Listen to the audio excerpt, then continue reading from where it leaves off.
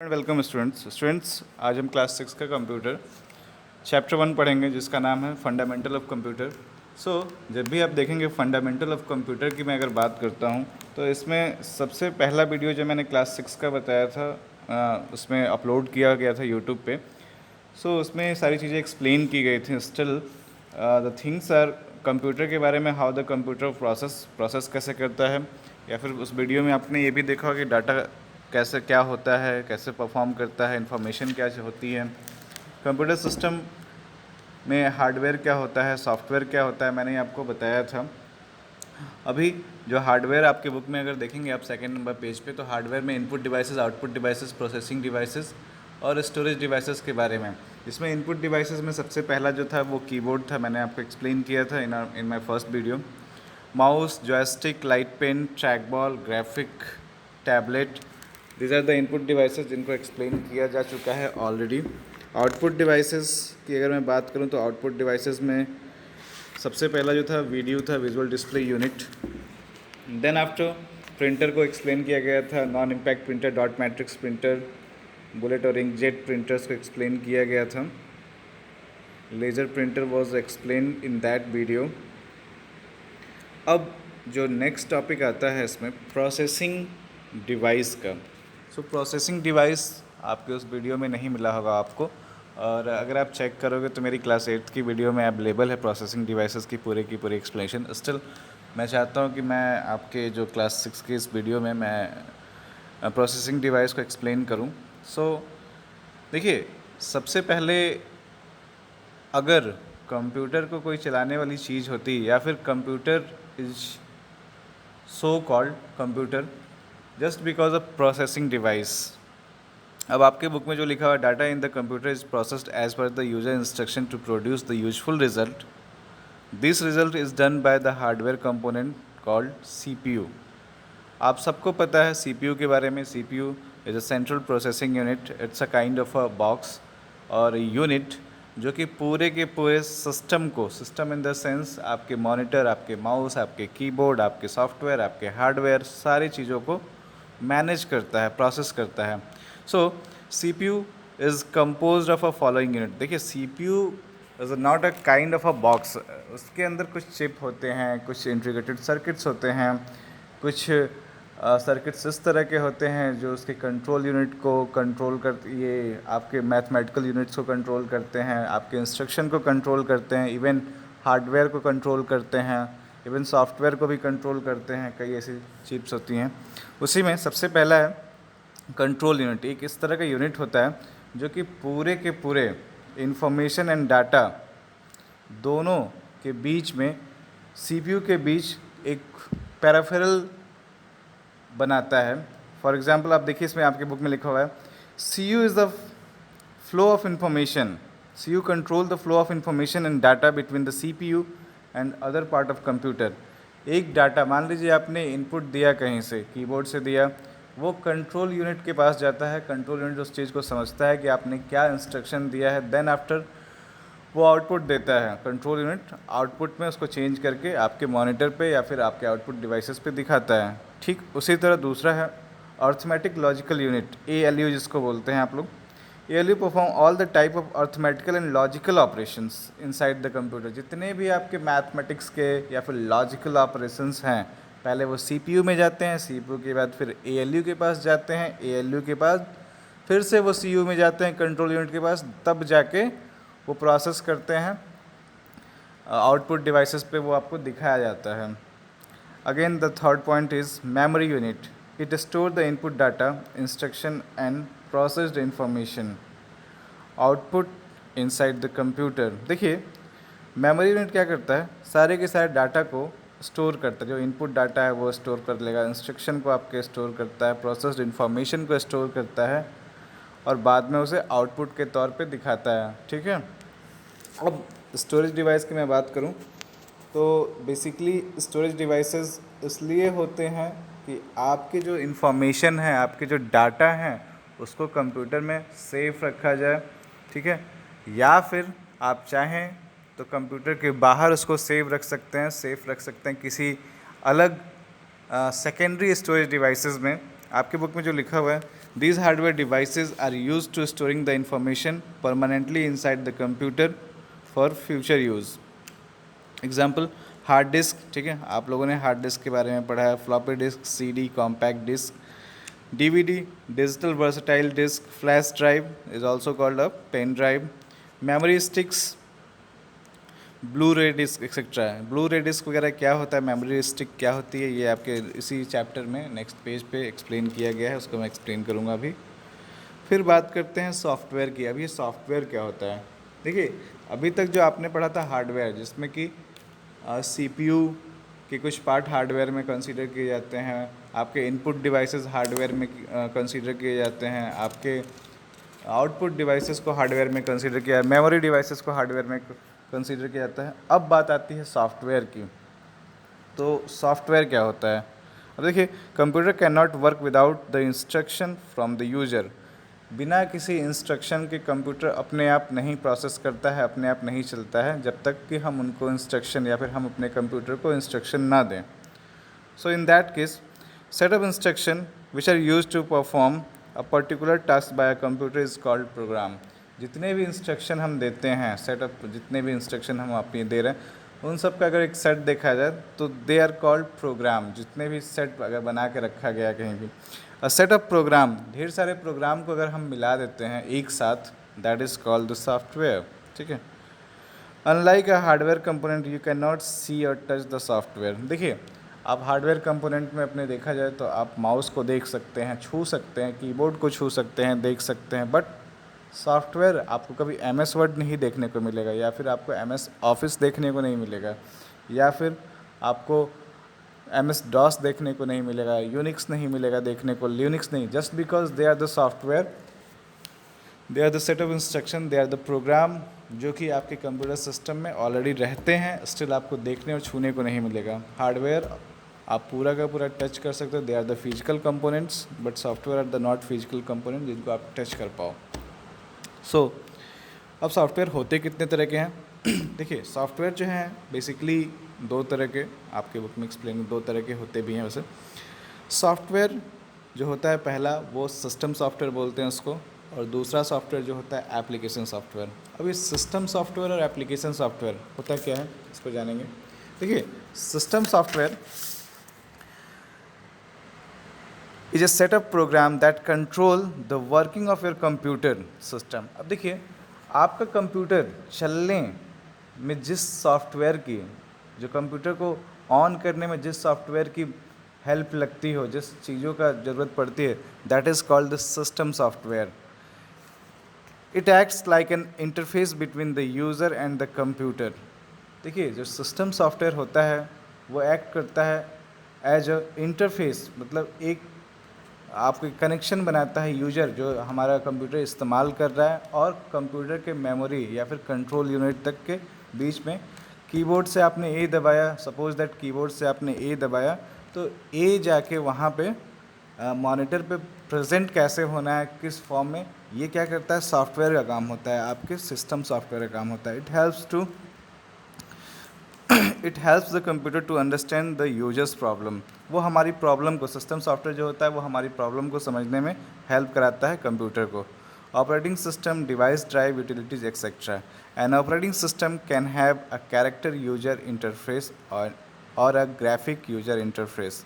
देखिए operating system software जो होते हैं बेसिकली दो तरह के आप कह सकते हो, जिसमें कैरेक्टर यूजर इंटरफेस हो सकता है, आपके कैरेक्टर वाइज कैरेक्टर जो भी आपने चीज़ें लिखी हुई, या फिर ग्राफिकल यूजर इंटरफेस हो सकता है। फॉर एग्जांपल मान लीजिए आपने किसी चीज़ को टाइप किया, that is called the character user interface, और किसी इमेज से डायरेक्टली आपने किसी आइकन पे क्लिक किया, that is graphical user interface. In CUI operating system character user you have to type the text command. देखिए लिखा भी हुआ है आपकी बुक में, you have to type the text command to give your instruction. A GUI operation, on other hand, gives the various option in the form of menu icons or a graphics. साफ साफ आपकी book में लिखा हुआ चीज़ें लिखी हुई हैं। You can select the option you want, so do not need to remember the lot of commands। ठीक है, आपको देखिए कैरेक्टर यूजर फेस आप कह सकते हो शॉर्टकट कीज़ वगैरह जो होते हैं, जैसे Ctrl+C, Ctrl+V, Ctrl+X, ये सारी आपकी कैरेक्टर यूजर इंटरफेस होती हैं। और डायरेक्टली आप किसी पे प्रिंट दबाते हो, Ctrl+P ना दबा के आप सिस्टम के थ्रू जाते हो, पहले आप होम पे क्लिक करते हो, उसके बाद फिर वहाँ पे कोई इमेज बना हुआ है, कोई आइकन बना हुआ है प्रिंटर का, उस पर क्लिक करते हो, that is called GUI, based on the operating system easily learn and use.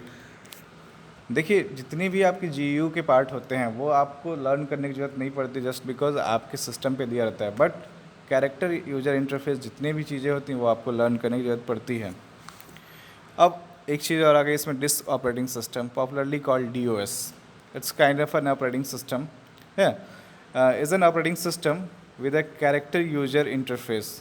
DOS जो है वो एक ऑपरेटिंग सिस्टम जिसमें कि आपको कैरेक्टर यूजर इंटरफेस की सुविधा मिलती है। It was the most popular operating system for the personal computer in 1994। Still जब आप देखेंगे कंप्यूटर सबसे पहले बना था तो उसमें इस तरह की इमेजेस फ़ोटोज़ वगैरह नहीं दिखा पाती थी, बस चीज़ें लिखी हुई रहती थी और डॉट फॉर्म में लिखती थी, that is called the DOS. Windows जब आया, विंडोज़ 95, उसके बाद और भी आगे आज भी जब इस्तेमाल कर रहे हैं आप, जितने भी सॉफ्टवेयर ऑपरेटिंग सिस्टम सॉफ्टवेयर इस्तेमाल कर रहे हैं, they are called graphical user interface. This अब आपके बुक में जो दिया हुआ है, Windows an operating system with a graphical user interface, it was first release in 1995। अब देखिए ग्राफिकल यूजर इंटरफेस जो विंडोज़ था वो पहली बार रिलीज हुआ था 1995 में, by the name of Windows 95. It is much easier to use as compared to DOS, since you do not have to remember many commands. ढेर सारी कमांड को आपको लर्न करने की ज़रूरत नहीं पड़ेगी इसमें।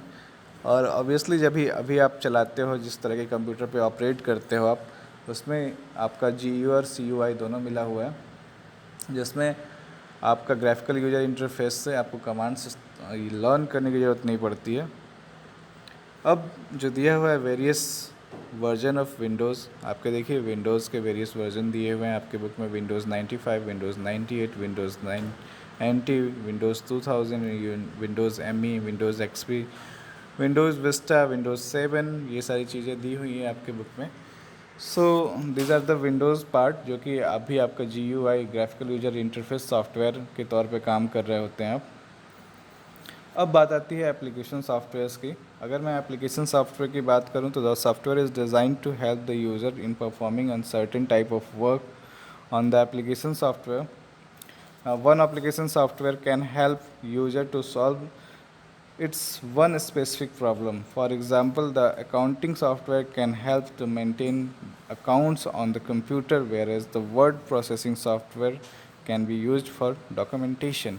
अब देखिए, if any person required a special kind of a software, for example मान लीजिए किसी को अब कुछ टाइप करना है, तो उसको टाइप करने के लिए बेसिकली वो MS वर्ड पे जाएगा, माइक्रोसॉफ्ट वर्ड पे जाएगा। Microsoft word is a kind of application software जो कि हमारी ज़रूरत के हिसाब से अलग अलग टाइम पे, अब मान लीजिए मेरे एक फ्रेंड को ज़रूरत है किसी का अकाउंट मेंटेन करने के लिए, then he will go on spreadsheet, MS Excel पे जाएगा वो। तो अपनी अपनी नीड के हिसाब से जब भी सॉफ्टवेयर का इस्तेमाल आप करते हैं, that's called the application software. जितने भी अलग से सॉफ्टवेयर आते हैं, अलग से कहने का मतलब ढेर सारी, कोरल ड्रॉ सॉफ्टवेयर हो गया आपका, फ़ोटोशॉप, किसी को फ़ोटो एडिट करना है तो वो फ़ोटोशॉप का सॉफ्टवेयर इस्तेमाल करेगा, ये सारी चीज़ें हैं। अब नेक्स्ट पेज पे अगर आप देखोगे तो नेक्स्ट पेज पे दिया हुआ है सॉफ्टवेयर का diagram. There are two type of software, system software and application software. The application software MS Word, MS PowerPoint, MS Paint, MS Word, MS pad दिया हुआ है। और सिस्टम सॉफ्टवेयर में operating system, device, drive, utility, ये 3 तरह के software दिए गए हैं। अब लाइववेयर क्या होता है, हम इसके बारे में बात करेंगे। The word liveware is the combination of live and ware, that is live plus ware. It refer to the human beings, that is programmers, operator, administrators, the computer user who program, operate, maintain and use the computer for the various function।